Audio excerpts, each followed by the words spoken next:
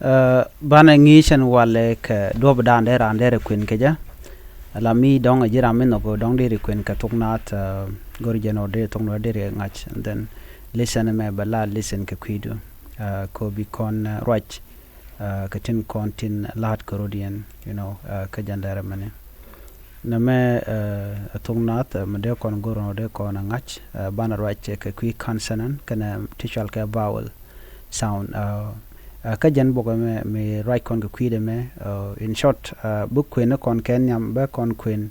banish it ke a e o u and then bana kulu we ka do dande rande queen ke je la focus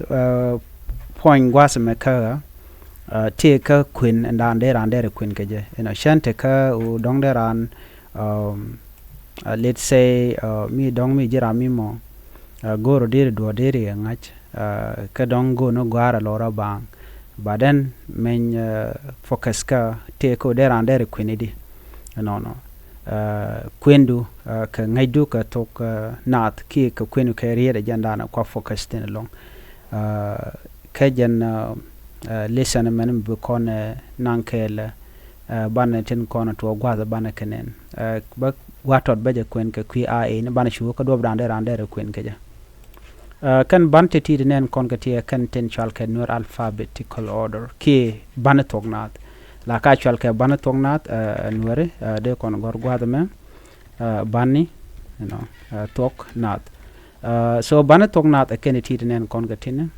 ti den chal ka ban tognat bi kon chu to gwasa me a e i o hu wa ya ba pa ma na nga nya ra da za ta sa la ka ga ha sha ja e ha o o kada tiye kan bantan chal ke ban tongna so bi shu ngaje gwano michiri shikanen ke ban tongna right now shaka kwen ya dan bana we ka dob dande gwar keje no but ken am gor jeno de yen tishal ke ten kwal chal consonant tin la rit kula to ke so mishi ngaje dob dan don de consonant la ka gwar ke di dara jilwak gwasamani be nyot dob me tidiping gwasame katisha mat bantin chek jodien kan bana yuali kel kare ban kan konu niam gwasam be nong matot chet ka tin chwal kati bantin chek jodien no banitin chek jodien bantin chek jodien chimnen yana mo gwasame neme baka gor gwasame no meto kone ke a e i o hu ted gor kono gwasame ne ka ke la ke sa nya na ma na ta ra ha wa pa ja ya ga nga za no titi tinen kon ka tie kenten shwal ke e banatin chek jodien okay bantin chek jodien akenatin te gwaza tine la kana se confuse sometime don mi jan shang nyam ko je dong dire kuje no kati ken chal ko bantin chek jodien akenati ka la sa nya na ma na ta ra ha wa pa ja ya ga nga za te ga dichi kon kapel tato to pel kon ke jamon ken chal ke chal ke bana yu ale kire bane katungnat no gwasa me mishi kon lunjo ka tin kon kwen kon ga la bana tungnat ti de jigano a e i o u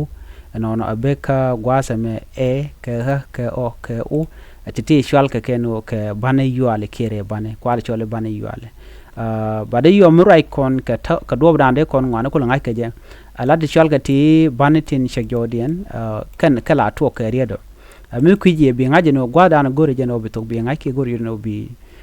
kwen ke bitok na bi kwen den bi kon focus ko ne han ba kwen di no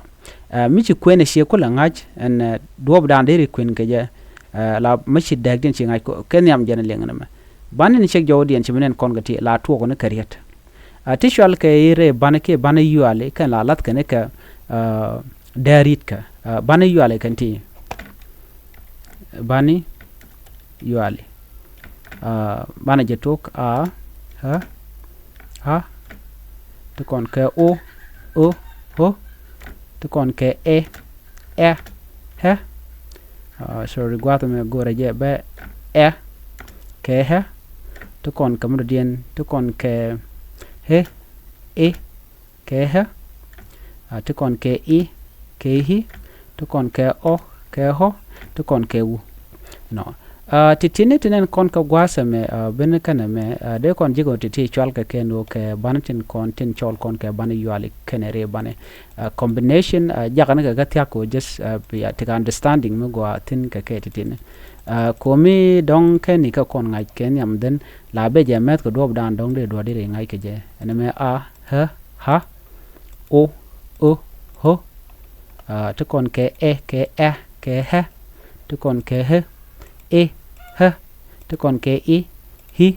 to kon ke o ke ho to kon ke u re ke bane yu ale ken re bane so dere chungaji no no dob dan dere tungna dere gor ke je ko mi ngai ke titine dala tya ke ji long dob dan dong dere riet dere ja gor ke je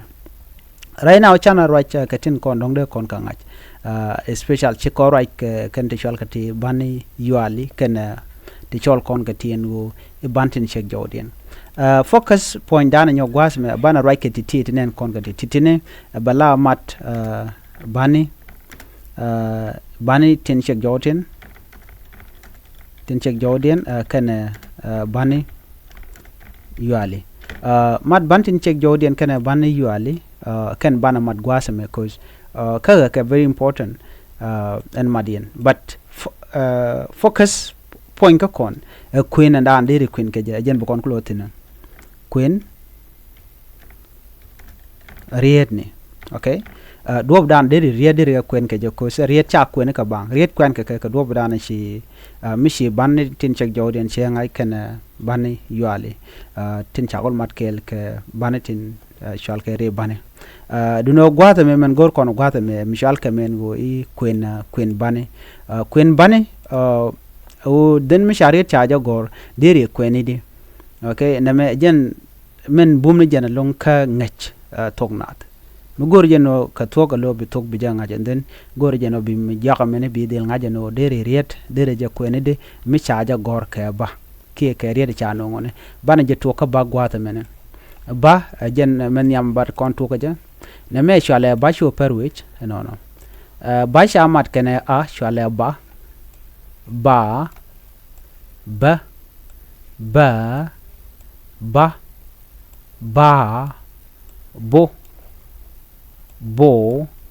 be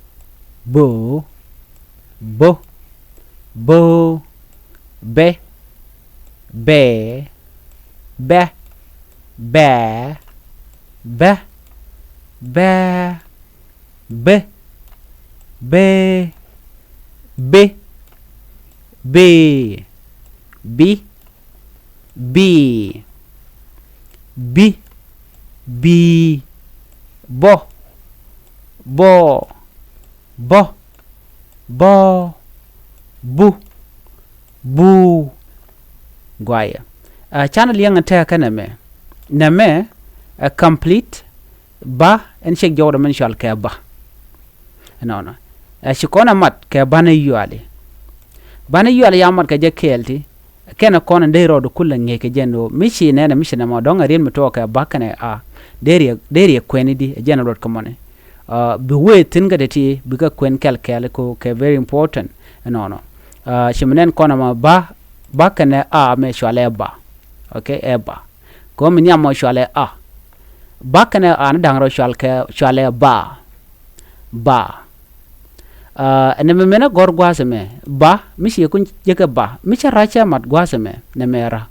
ra e ban shek jode ko ngai kono no en bayol la gor ne je e ban shek jode micha gore ra de nang di tenama de nang ba bar no moda la bar michi ran tiro da bar shwale bar kon moja sharadian neme shwale ba remember nin time neme shwale ba ko a kel karwade a kel gwad me chala a ne dangro a shwale a ka dangro ba nangre ba nange ba ba amene jamu ka kel okay me de kon men gorgo nga men lat gwaz me meni kwen ba ba bang jalo da mone la binga bo ben eneriet mi she kon mi kwen je kenyam bi to kana me den bi kulo gut ka ban shek jawda kenyam kon kwen ban shek jawda men chamat bayol ka bo kulo pentin ke banjo konang ne je ba nga bang bang no wana kama do diana me na me ba kana ha shwale ba na me ba kana ha ba dio je ci degdin ngaje tam ram mena lat gwasa me bi menon mini kwen mi ci le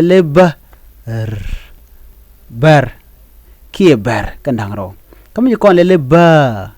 ci kon moy kam do dian gwata mo ci kon ra ci kon matende na ngade bar no menem do dian lat gwasa mo ne ban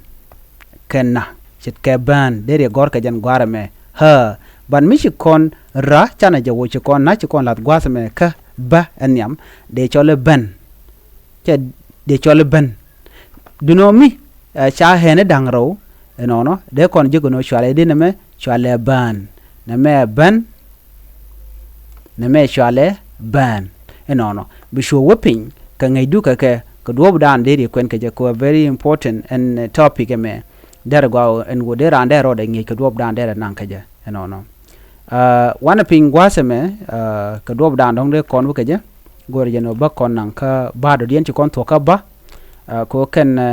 bantin cek jawdin kan yala kentin kon che goro be ngi ke bana kula kan tan dien na me shwale sha ke sha kene a shwale sha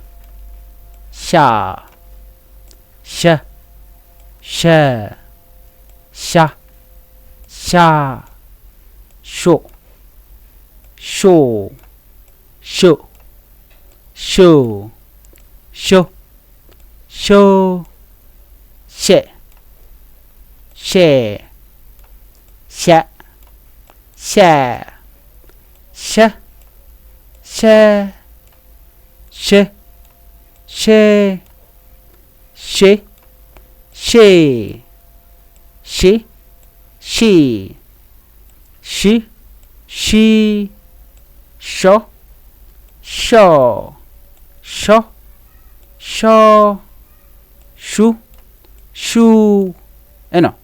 right now she kon ben kana mene sha mi ja nyaw mat ke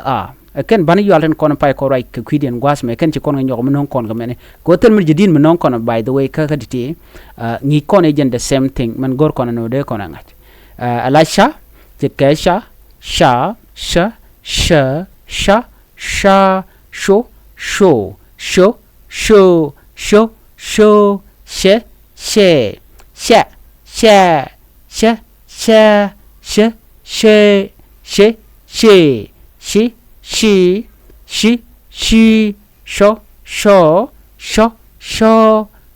shu gwad me shi obi ken yal be ka kwen bado nyot ken ji clue do dan de ngai ke je mi shi man ya mi shi nga chen tam le se ci focus kam nyam gwad men ti dial bi ngai ken dial me be kore ba chwajen the same thing dan be ne me shwale sha wewe ne me shwale da cha da do wewe no awene ka ko bingaje ne me a ke ha ke ha ke o ke hu ke ho ke e ke he ke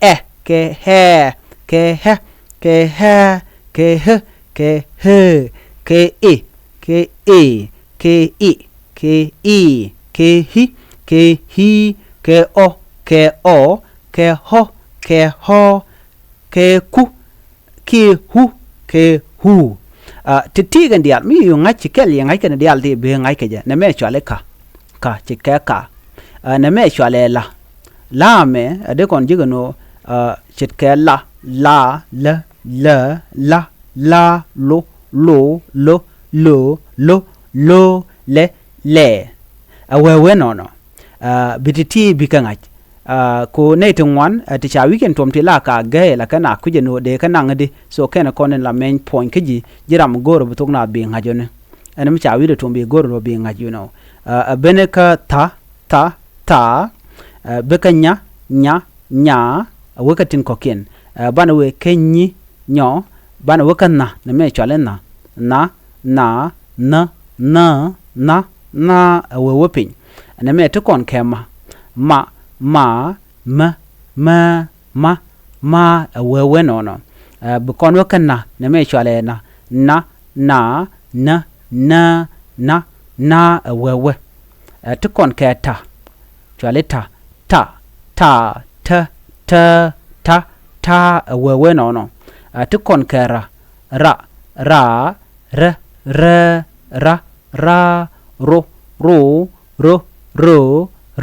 ro awewe pinye no ra na mo ne me chale ha chet ke a ha o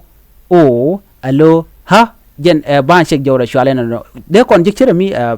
bayol kire bagbat ke jawra but jen ba en shek jawra bi ngaje no chet ke hen mu gar ke je so hen gar ke je ke jen ha mo ne amar dien gwaza me da lawa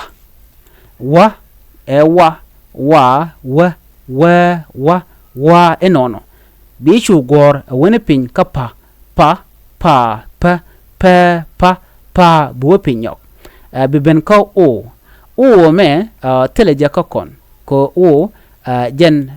kel ka bana yuali chaja de mo ka to ken of course they just combine o kana ala chaka mat ke sometime che deben no cha mat ke to ngweni u kana o de ka mat ko en u la ja combine ke to ken bana je ka listen do den to kon ke ja no to kon ke ya awewe to kon ke ga go no to kon ke nga awewe no to kon ke za zo